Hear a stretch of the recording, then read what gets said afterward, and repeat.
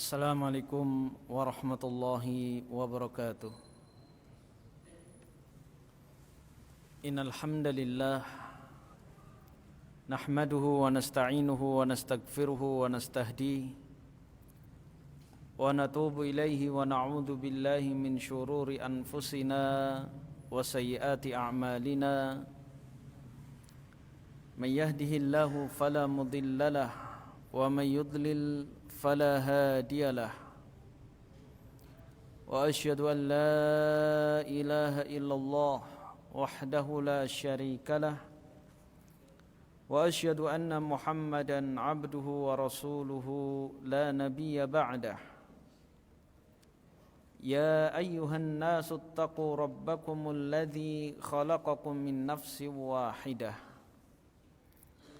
وخلق منها زوجها وبث منهما رجالا كثيرا ونساء واتقوا الله الذي تساءلون به والأرحام إن الله كان عليكم رقيبا. أما بعد.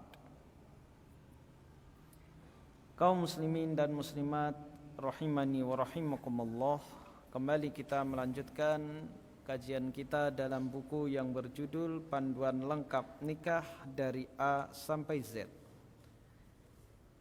Kita masih membahas tentang hak-hak suami. Hak suami yang ketujuh adalah suami berhak ditaati oleh istrinya selama tidak dalam kemaksiatan. Rasulullah sallallahu alaihi wasallam bersabda, "Lau ta'lamul mar'atu haqqaz zawji lam taq'ud ma hadarat ghada'ahu wa 'asha'ahu hatta yafrugha minhu." Seandainya istri mengetahui hak suaminya, maka ia tidak akan duduk selagi si istri sedang menyiapkan makan siang dan makan malamnya, hingga ia si suami menyelesaikan makannya. Artinya terus menunggui suaminya sampai selesai makan. Maka apapun yang dibutuhkan oleh suaminya ketika suaminya makan, dia siaga, berada di samping suami. Aisyah radhiyallahu anha berkata, "Ya ma'syaran nisa, lau ta'lamna haqqa azwajikunna 'alaikun la'ajjalatil mar'atu minkunna tamsahul ghubara min wajhi zawjiha binahri wajhiha." Wahai para wanita, seandainya kalian mengetahui hak suami terhadap kalian, niscaya salah seorang di antara kalian akan bergegas mengusap debu dari wajah suaminya dengan salah satu bagian wajahnya. Ini menunjukkan bahwa seorang wanita haruslah siap untuk menghilangkan apa yang membuat suami tidak nyaman. Tentunya keringat di wajah itu tidak nyaman, maka seorang istri dia akan membersihkan keringat yang ada di wajah suaminya. Ketika suaminya berkeringat, dia lap keringat yang ada pada suaminya. Nabi SAW juga bersabda, "Thalathatun la tartafi'u salatuhum fawqa ru'usihim shibra. Rajulun amma qauman wa hum lahu karihun. Wa imra'atun batat wa zawjuha 'alaiha sakhit. Wa akhawani mutasariman." Ada 3 orang yang salat mereka tidak terangkat sejengkal pun di atas kepala mereka. Artinya apa? Salatnya tidak sampai ke Allah, tidak diterima tidak mendapatkan pahala. Jadi sejengkal saja sholatnya tidak naik. Ini menunjukkan bahwasanya Allah Subhanahu wa taala Ar-Rahmanu 'alal 'arsy istawa. Allah Subhanahu wa taala berada di atas arsy, di atas langit yang ketujuh. Maka amalan-amalan yang baik itu naik ke atas langit untuk diterima oleh Allah Subhanahu wa taala. Kemudian Allah Subhanahu wa taala memberikan ganjaran, memberikan pahala dari amalan orang-orang yang berbuat amal saleh. Ar-Rahmanu 'alal 'arsy istawa dalam surah Thaha ayat 5. Allah Subhanahu wa taala bersemayam di atas arsy, di atas singgasananya, di atas langit yang ketujuh. Ada 3 orang yang amalannya tidak terangkat sejengkal pun di atas kepalanya. Siapa mereka? Yang pertama, seorang yang menjadi imam sholat suatu kaum sedangkan mereka membencinya. Ini menunjukkan karena buruknya akhlak orang tersebut. Sudah tahu dia akhlaknya buruk, sudah tahu orang tidak suka pada dirinya, tetap nekat ngimami masyarakat. Karena apa? Akan menimbulkan orang-orang yang sholat tidak khusyuk. Wah, yang ngimamin orang yang pelit banget. Wah, yang ngimamin orang yang buang sampah sembarangan. Yang ngimamin suka nggodain istri tetangga. Maka makmum akan tersibukkan memikirkan aib yang ada pada imam tersebut. Maka imam seperti ini salatnya tidak diterima oleh Allah Subhanahu wa taala.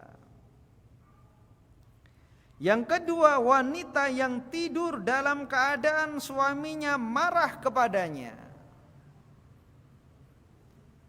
Maka seorang istri yang solehah tidak akan bisa tidur jika suaminya marah. Berbeda dengan istri di zaman sekarang, jika tahu suaminya marah ditinggal tidur. Ingat, jika wanita tidur dalam keadaan suami marah, maka terancam salatnya tidak akan diterima oleh Allah Subhanahu wa taala. Dan yang ketiga adalah 2 bersaudara yang bermusuhan. Bersaudara tapi bermusuhan gara-gara warisan, gara-gara batas tanah yang didapat dari warisan orang tua mereka, atau sebab apapun dari sebab-sebab dunia. Jika menimbulkan permusuhan antar saudara, maka terancam kedua-duanya tidak akan diterima salatnya oleh Allah Subhanahu wa taala. Diriwayatkan dari Abu Umamah radhiyallahu an dari Nabi sallallahu alaihi wasallam bahwa beliau bersabda, "Mastafadal mu'minu ba'da taqwallahi azza wa jal khairan lahu min zawjatin salihah.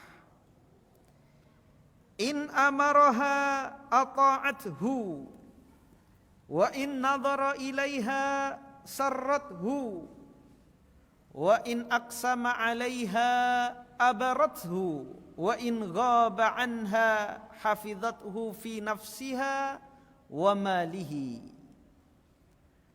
Tidaklah seorang mukmin mengambil manfaat yang besar, yang lebih besar setelah ketakwaan kepada Allah Azza wa Jal, yang lebih baik daripada istri salihah. Jadi manfaat yang terbesar untuk orang-orang beriman tentunya takwa. Dengan takwa seluruh urusan pasti tuntas. Wa may yattaqillaha yaj'al lahu makhraja wa yarzuqhu min haitsu la yahtasib. Di dalam surah At-Talaq Allah Subhanahu wa taala berfirman, dan barang siapa bertakwa kepada Allah, niscaya Allah akan berikan kepadanya jalan keluar pada setiap masalah yang ia hadapi. Dan barang siapa bertakwa kepada Allah, niscaya Allah Subhanahu wa taala akan karuniakan kepadanya rizki dari arah yang tidak ia sangka. Wa may yattaqillaha yaj'al lahu min amrihi yusra. Dan barang siapa bertakwa kepada Allah, niscaya Allah Subhanahu wa taala akan jadikan urusannya mudah. Jadi yang paling besar manfaat yang bisa kita raih adalah dari ketakwaan. Kemudian setelah ketakwaan tidak ada yang lebih baik, tidak ada yang lebih besar melebihi istri yang salihah. Suami yang saleh akan semakin sukses dalam menjaga kesalehannya, akan semakin istiqamah dalam kesalehannya jika didampingi istri yang salihah. Seorang suami yang menghadapi ujian-ujian keimanan, dia akan lebih mampu bersabar jika didampingi istri yang salihah. Dan begitulah Nabi kita Muhammad sallallahu alaihi wasallam menghadapi ujian-ujian besar dalam kehidupannya sejak diangkat menjadi nabi dan rasul. Ketika pertama kali Nabi sallallahu alaihi wasallam menerima wahyu dari malaikat Jibril, pertama kali Nabi sallallahu alaihi wasallam melihat sosok malaikat. Maka setelah menerima wahyu dari Gua Hira, Nabi menggigil. Bercucuran keringat dingin dari Nabi sallallahu alaihi wasallam. Turun dari Gua Hira menuju rumahnya. Dia mengatakan kepada istrinya, "Zammiluni, zammiluni, selimutilah aku. Selimutilah aku." Tampak kepanikan dan kekhawatiran pada raut wajah Nabi sallallahu alaihi wasallam. Khadijah radhiyallahu anha dengan kesalehannya dan kecerdasannya mampu memanage gejolak pada dirinya. Dia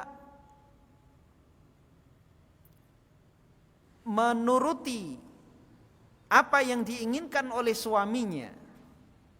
Padahal siapapun, terutama wanita, jika melihat sesuatu yang janggal terlebih pada suaminya, maka pasti dia akan mencecar dengan berbagai macam pertanyaan. Ini tidak dilakukan oleh Khadijah. Diselimuti suaminya, ditenangkan. Baru setelah tenang Nabi sallallahu alaihi wasallam bercerita. Langka model istri seperti ini di zaman sekarang. Jangankan dalam keadaan menggigil, ada sedikit hal yang dirasa oleh istri mencurigakan, langsung suaminya diinterogasi. Gak boleh tidur sebelum memberikan jawaban yang memuaskan. Khadijah radhiyallahu anha melihat keadaan suaminya seperti itu, tetap tenang meskipun rasa ingin tahu pasti ada apa yang terjadi pada suaminya. Tapi begitu suaminya mengatakan zammiluni, zammiluni, selimuti aku, maka dia selimuti sampai Nabi tenang. Setelah Nabi bercerita, Khadijah pula yang menenangkan Nabi sallallahu alaihi wasallam. Dan begitu ketika Nabi sallallahu alaihi wasallam menghadapi ujian dalam berdakwah, dicemooh oleh orang-orang kafir Quraisy, maka Khadijah juga yang menenangkan Nabi sallallahu alaihi wasallam. Begitu pula ketika Nabi sallallahu alaihi wasallam telah hijrah ke Madinah. Berbagai macam ujian yang dihadapi oleh Nabi sallallahu alaihi wasallam dalam perjuangan, yang menangkan Nabi sallallahu alaihi wasallam adalah istri-istri Nabi sallallahu alaihi wasallam radhiyallahu anhunna ajma'in. Jadi yang paling memberi manfaat kepada laki-laki setelah ketakwaan adalah istri yang solehah. Betapa banyak laki-laki yang hendak istiqomah, ingin jadi orang soleh, berat karena di sampingnya adalah istri yang tidak solehah. Banyak menuntut, tidak qanaah, sehingga membuat suami pun tidak tenang. Dia terus berpikir bagaimana memuaskan istrinya, sehingga suami ini lupa bagaimana mendapatkan keridhaan Allah. Al-Hasanul Basri rahimahullah mengkisahkan, aku pernah mendatangi sebuah pasar di Mekah. Aku hendak membeli barang. Aku dapati seorang laki-laki banyak bersumpah dalam dagangannya, dan banyak bersumpah pada dagangan, bersumpah atas nama Allah untuk melariskan dagangan ini tercela. Karena tidak adanya penghormatan atas nama Allah Subhanahu wa taala. Karena kebanyakan dalam perdagangan seorang pedagang itu berbohong, membagus-baguskan barang yang dia jual. Padahal barang-barang yang dia jual ada yang bagus, ada yang sedang, ada yang jelek. Tapi semuanya dibilang bagus. Setiap orang pegang barang ini, oh itu bagus Pak. Pegang yang ini, oh itu lebih bagus. Pegang yang lain lagi, semuanya bagus, nggak ada yang jelek. Lebih jelek lagi kalau orang mengatakan wallahi demi Allah ini paling bagus. Al-Hasanul Basri mendapati pedagang model seperti itu. Maka dia mengatakan dalam hatinya, tidak layak aku membeli barang dari orang ini. 1 tahun kemudian Al-Hasanul Basri melihat pedagang itu lagi, namun saat ini pedagang tersebut sudah berubah total. Dia jujur dalam berdagang, menjelaskan sifat-sifat barang apa adanya. Maka Al-Hasanul Basri penasaran dengan perubahan pedagang ini. Dia pun mengatakan, wahai fulan, bukankah engkau yang berdagang di tahun dulu dengan banyak bersumpah? Apa gerangan yang membuat engkau berubah?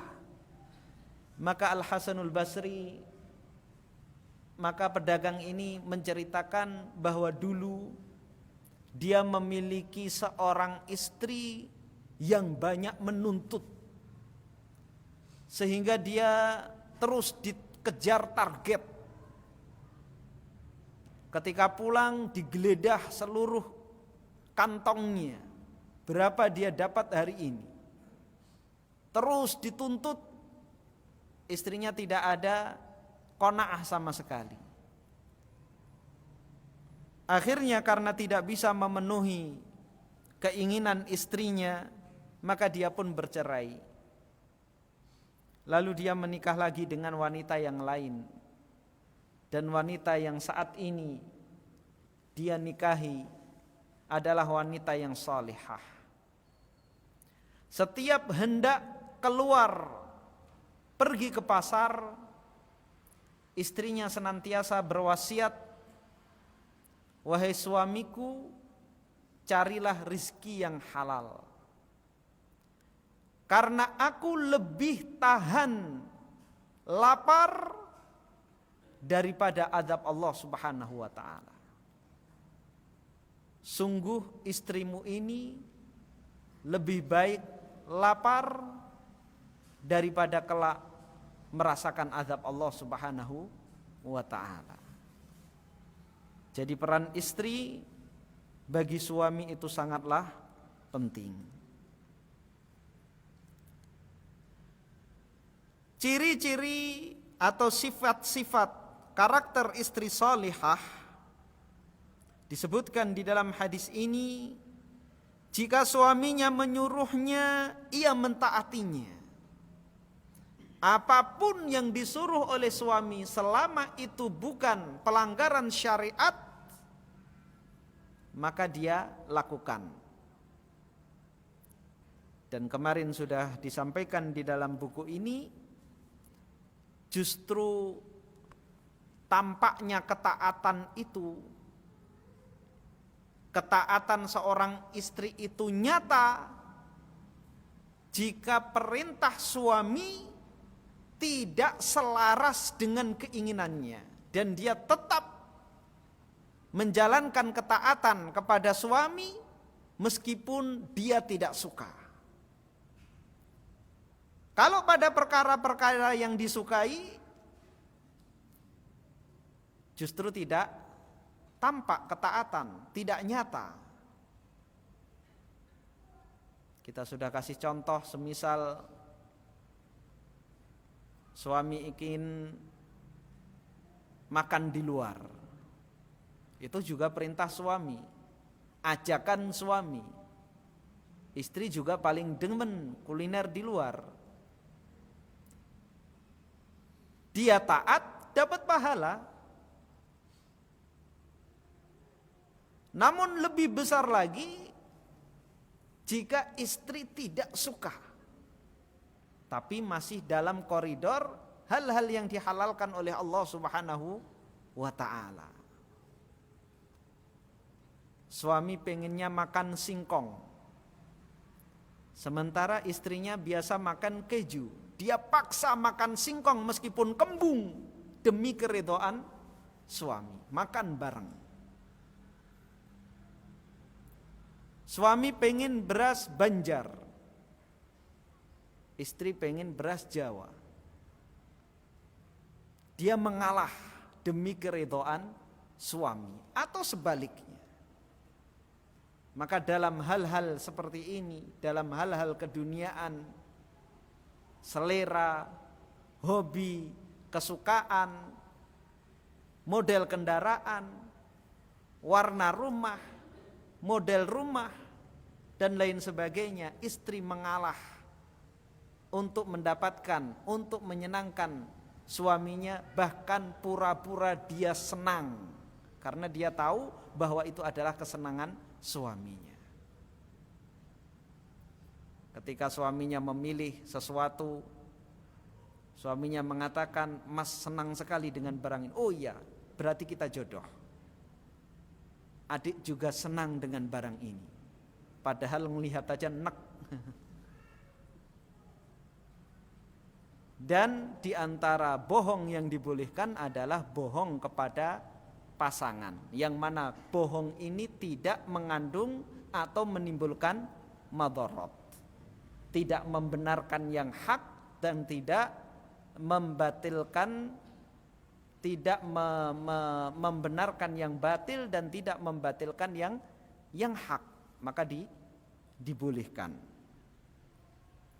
Memuji pemberian suami memberikan baju misalnya, kegedean, maka tetap dia puji, alhamdulillah, adik kelihatan berisi, makmur, padahal bajunya kegedean. Senang memakai baju itu.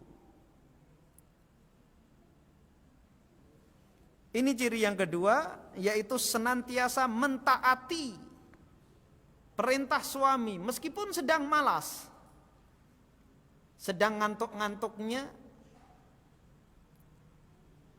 di malam hari hujan, ngantuk, pengen tidur.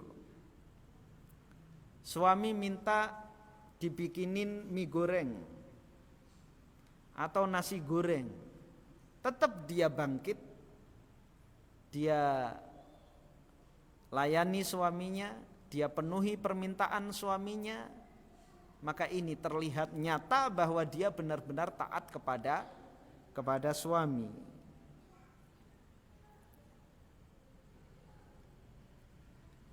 Ciri yang kedua, jika ia memandangnya, ia menyenangkan hatinya. Jadi setiap dilihat itu menyenangkan. Tidak cemberut, apalagi uring-uringan. Cemberut, marah-marah, ini tentunya akan menyiksa hati suami. Jadi setiap suami melihat adem hati suami, suami merasa tenang, merasa sakinah, benar-benar masuk ke lubuk hatinya ketika dia memandang istrinya. Jika suami bersumpah kepadanya, ia menunaikan sumpahnya. Ini adat orang Arab, kalau meminta sesuatu mengatakan demi Allah lakukan ini, demi Allah jangan lakukan itu. Maka jika suami bersumpah seperti itu, maka istri pun melakukannya. Dan jika suami pergi darinya, ia memelihara kesucian dirinya dan menjaga harta suaminya.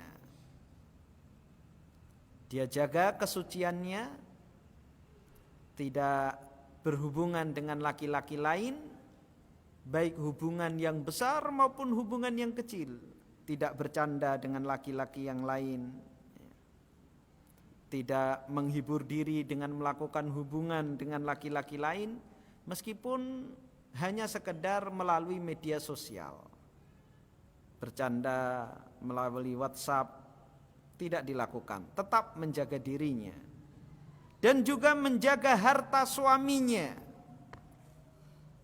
Dia memakainya dengan sewajarnya, bahkan lebih hati-hati ketika suami tidak ada. Berbeda dengan sebagian wanita, ketika ditinggal suami pergi, ditinggalin harta, maka dia gunakan aji mumpung. Mumpung suami enggak ada, habisin. Jelas ini adalah tindakan yang tidak terpuji.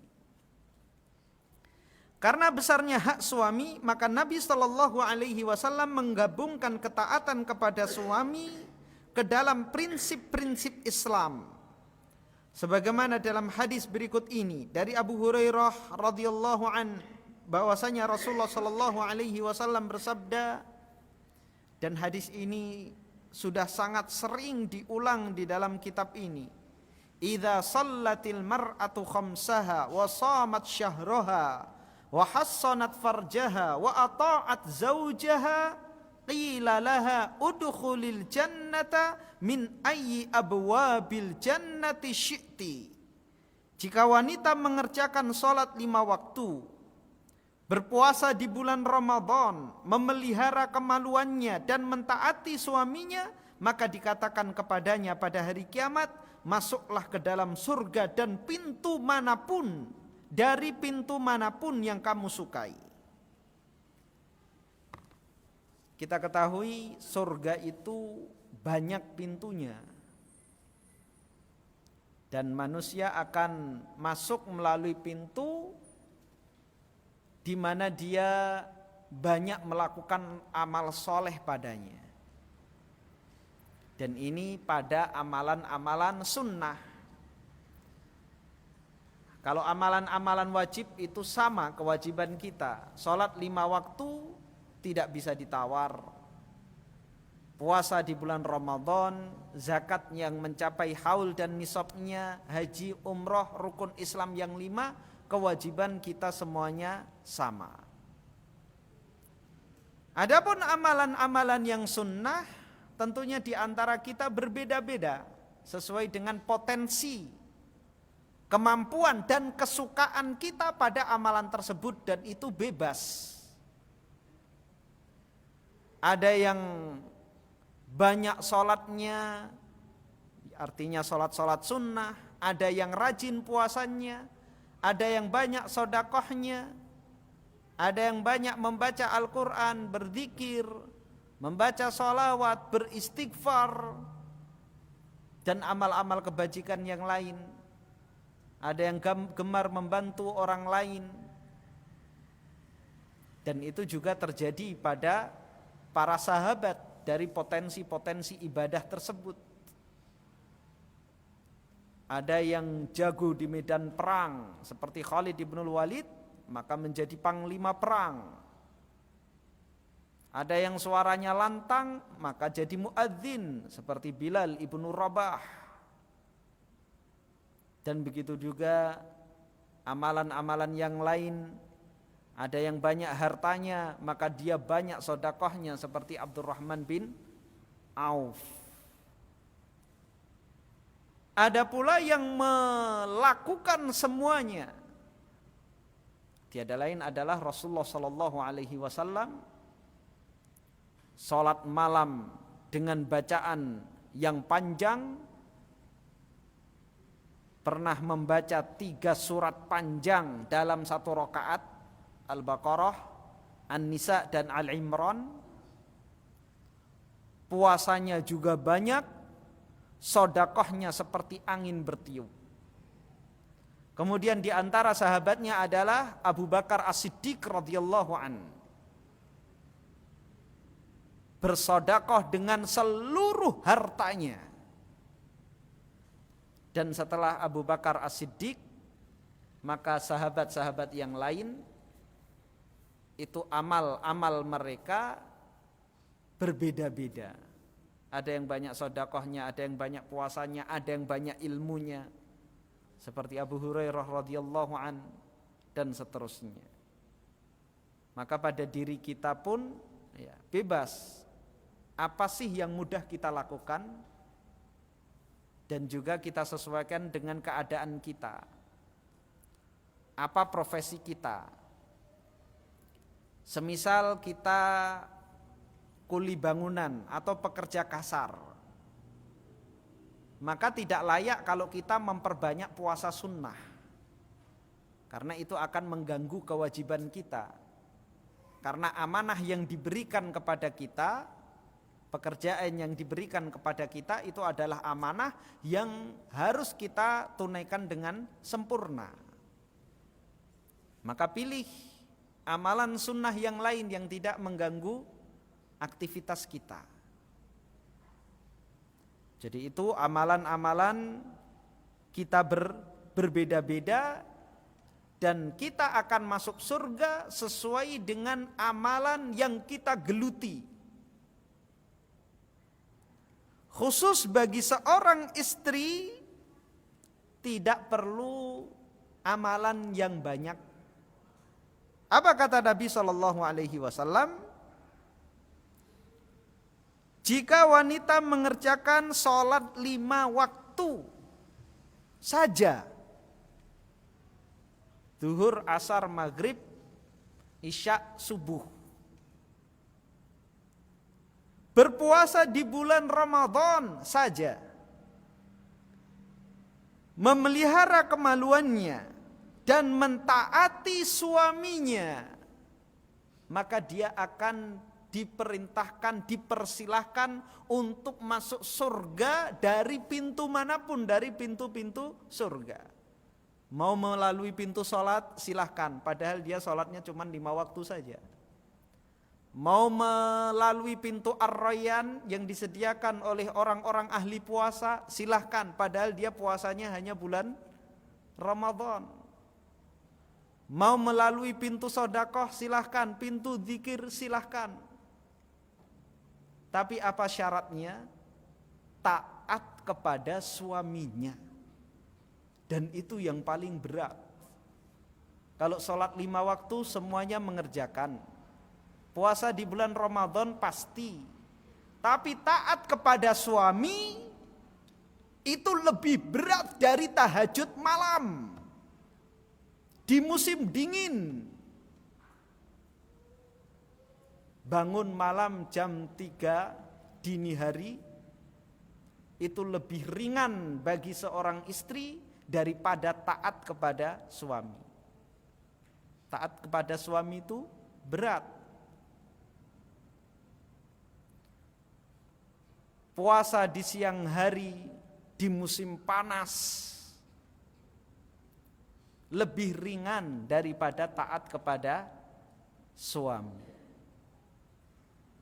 Banyak berpuasa, puasa Daud lebih ringan daripada taat kepada suami.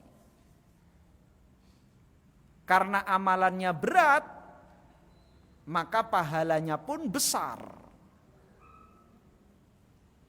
Seorang wanita yang mampu taat kepada suaminya, baik dalam keadaan dia senang maupun tidak senang, berat melakukannya, dia tetap taat dalam perkara yang halal, dalam perkara yang mubah, maka pahalanya pun besar, tidak tanggung-tanggung.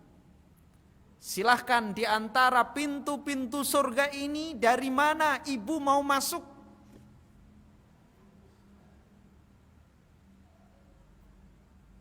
Maka seorang istri hendaknya mengingat keutamaan ini ketika dia benci kepada suaminya, ketika dia marah kepada suaminya, ketika dia malas untuk melayani suaminya. Maka ingat, pahalanya adalah 8 pintu surga.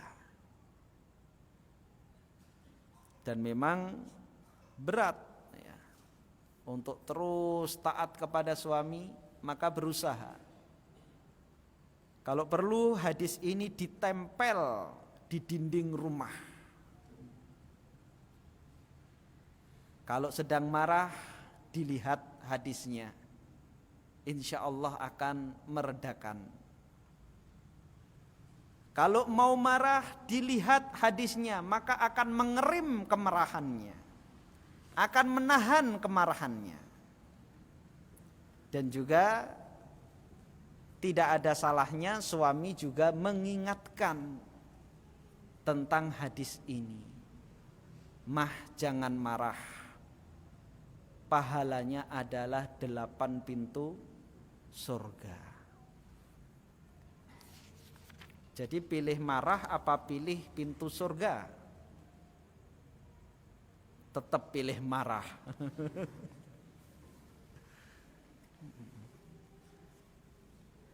Maka kita dapatkan banyak di antara wanita itu dermawan, suka nraktir teman-temannya, jumlahnya juga tidak sedikit. Tapi kalau untuk taat kepada suami berat. Hadir di majelis taklim rutin, gak pernah absen. Tapi di rumah untuk taat kepada suami berat. Sholatnya, puasanya juga demikian. Ringan bagi mereka. Yang berat apa? Taat kepada suami. Hadis berikutnya dari Anas radhiyallahu an, Rasulullah sallallahu alaihi wasallam bersabda, "La yasluhu li basyarin an yasjuda li basyarin, walau saluha li basyarin an yasjuda li basyarin la amartul mar'ata an tasjuda li zawjiha min 'idhami haqqi 'alaiha, min 'idhami haqqihi 'alaiha." Tidak boleh bagi manusia bersujud kepada sesama manusia. Seandainya patut bagi manusia bersujud kepada sesama manusia, niscaya aku perintahkan wanita bersujud kepada suaminya, karena besarnya hak suami atas istrinya. Jadi sujud itu adalah pengagungan terhadap yang disujudi. Ketika seorang sujud itu menghinakan diri. Dan ini tidak boleh kecuali untuk Allah Subhanahu wa taala. Jika seandainya boleh sujud kepada manusia, maka Nabi akan memerintahkan istri sujud kepada suami. Ini menunjukkan besarnya hak suami atas istri. Salah satu akhlak wanita salihah ialah bersegera meminta keridhaan suaminya jika suami marah, dan tidak menunggu dirinya yang memulai hal itu. Jadi jika tahu suaminya marah, segera meminta maaf, tidak menunggu-nunggu. Tidak menunggu suaminya lupa. Tidak menunggu-nunggu suaminya justru yang minta maaf. Dan tidak pula ngeles dengan kesalahannya. Dari Abdullah ibnu Abbas, silakan adzan.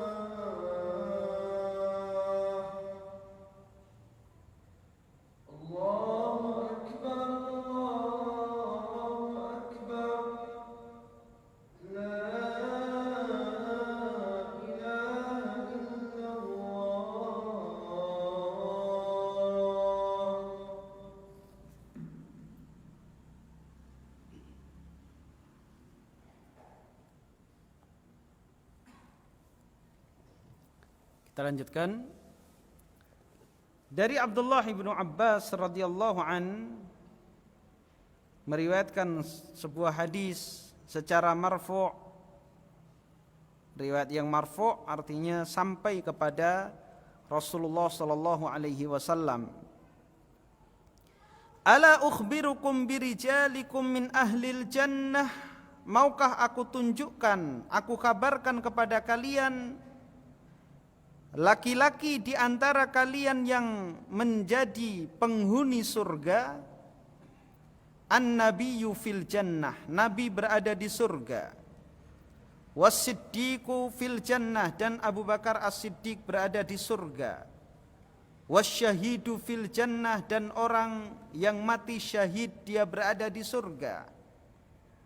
Wal mauludu fil jannah, dan anak-anak dia berada di surga. Anak-anak yang belum balik meninggal dari anak-anak kaum muslimin, mereka akan masuk surga karena belum adanya dosa pada mereka. Bahkan bisa memberi syafaat kepada orang tuanya, yang mana anak ini ketika diperintahkan untuk masuk surga, dia berhenti di pintu surga. Dia mengatakan, aku tidak akan masuk surga sebelum kedua orang tua kami masuk ke dalam surga. Ini keutamaan orang yang memiliki anak kecil meninggal sebelum balik. Warrajulu yazuru akhahu fi nahiyatil misr la yazuruhu illa lillahi azza wa jal, dan seorang yang mengunjungi saudaranya di ujung kota, dia tidak mengunjunginya kecuali karena Allah azza wa jal. Jadi kunjungan semata-mata karena Allah, artinya kecintaan karena Allah subhanahu wa ta'ala, bukan karena untuk kepentingan dunia, bukan karena untuk harta, bukan untuk jabatan dan lain sebagainya, tapi semata-mata karena ketakwaan orang tersebut, dia mengunjungi orang tersebut. Dia mengunjungi sahabatnya semata-mata dia ingin melihat saudaranya karena ketakwaannya. Dia rindu kepada saudaranya, kepada sahabatnya karena ketakwaannya, bukan karena dunia. Wa nisa'ukum min ahlil jannah, dan wanita-wanita kalian yang menjadi penghuni surga, al-wadud, yang penyayang, bukan yang pemarah-marah. Yang apa? Yang penyayang. Bukti dari kasih sayang adalah lemah lembut. Itu kalau sayang. Kalau sayang itu gimana? Lemah lembut. Kalau benci apa? Marah.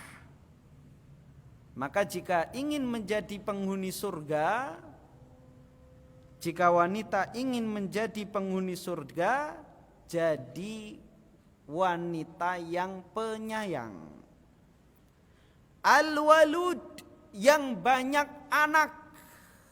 Maka meskipun berat, dia tidak minta berhenti.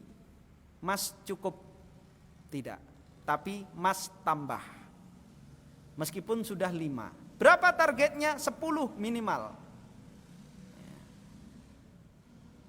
Ini ciri-ciri wanita penghuni surga adalah yang banyak anaknya. Tapi subhanallah, katanya kita di zaman sekarang ini lebih makmur dari nenek moyang kita. Tapi nenek moyang kita tidak pernah khawatir punya banyak anak. Kita khawatirnya besar.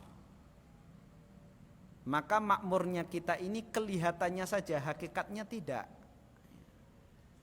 Kita tampilan luar saja keren, casingnya yang keren, padahal kosong. Lihat nenek moyang kita, kakek nenek kita, anaknya banyak, tanahnya luas, rumahnya besar, ladangnya luas, banyak anak. Kita karena anaknya cuma 2, ya dikasihnya tanah yang sempit, Buat apa luas-luas kalau anaknya cuman 2? Jadi ciri di antara ciri wanita penghuni surga yang banyak anaknya. Al-a'udu ala zawjiha. Dia patuh kepada suaminya. Ciri wanita penghuni surga. Al-a'ud ala zawjiha. Patuh kepada suami. Bagaimana patuh kepada suami? Di antara ciri-cirinya, di antara sifatnya, di antara tandanya, allati idza ghadiba ja'at hatta tada'a yadaha fi yadi zawjiha. Ketika suaminya marah, maka dia datangi suaminya, dia letakkan tangannya pada tangan suaminya, dia pegang tangan suaminya. Dalam riwayat lain dia mengatakan, ini tanganku berada pada tanganmu. La adzuqu ghumdan hatta tarda. Aku tidak akan bisa tidur sebelum engkau ridho. Aku tidak bisa tidur sebelum engkau memaafkanku. Jadi ini ciri wanita penduduk surga. Ciri wanita penghuni surga, setiap kali suami marah, dia segera minta maaf. Dia pegang tangan suaminya, dia mengatakan, aku tidak akan bisa tidur sebelum engkau ridho. Dia tidak akan bisa tidur selama suaminya belum memaafkannya. Sungguh berbeda dengan kebanyakan istri di zaman sekarang. Kalau suaminya marah, ditinggal tidur. Jadi kalau wanita penghuni surga tidak akan bisa tidur selama suaminya belum ridho, selama suaminya belum memaafkan. Wallahu ta'ala a'lam bishawab. Di sini ada pertanyaan pendek namun butuh jawaban yang panjang. Bagaimana ciri-ciri wanita atau istri solehah di zaman sekarang? Bagaimana caranya untuk menikah muda sedangkan belum mampu dari segi ekonomi? Apa saja keutamaan menikah muda? Ini ada 3 pertanyaan, mana yang dulu? Yang pertama, ciri-ciri wanita solehah baik dulu maupun sekarang sama. Adapun sekarang itu lebih langka lagi dan lebih berat lagi untuk mencari ciri-ciri yang tadi disebutkan di dalam hadis Nabi Shallallahu Alaihi Wasallam.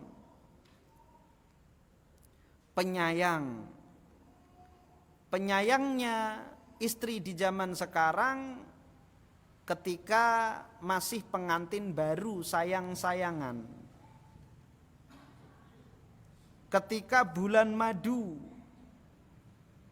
setelah bulan madu selesai menjadi bulan racun, adanya cuman marah-marah.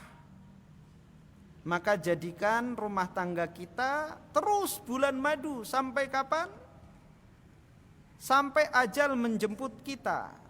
Ini cinta sehidup semati, bukan hanya sebulan madu saja.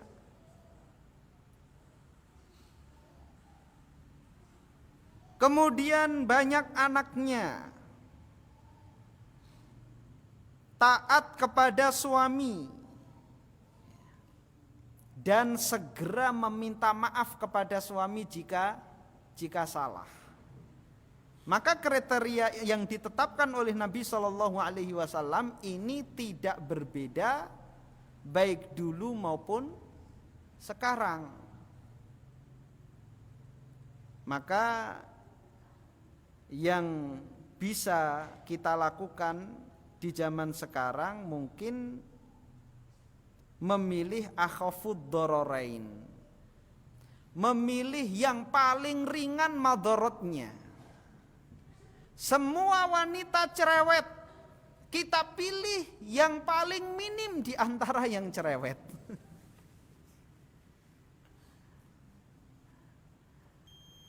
Jadi cuman itu yang bisa kita lakukan di zaman sekarang, karena memang langka. Ya. 1001, 1000 yang tampak di mata kita, yang satu itu di mana kita nggak tahu. Insya Allah kita akan lanjutkan. Mudah-mudahan pertanyaan ini tidak hilang untuk pertemuan yang akan datang, dan insya Allah kita akan bahas pada awal-awal kajian kita, ya, agar tuntas. Baik, kita tutup dengan doa kafaratul majelis. Subhanakallahumma hamdika asyhadu an la ilaha illa anta astaghfiruka wa atubu ilaik. Assalamualaikum warahmatullahi wabarakatuh.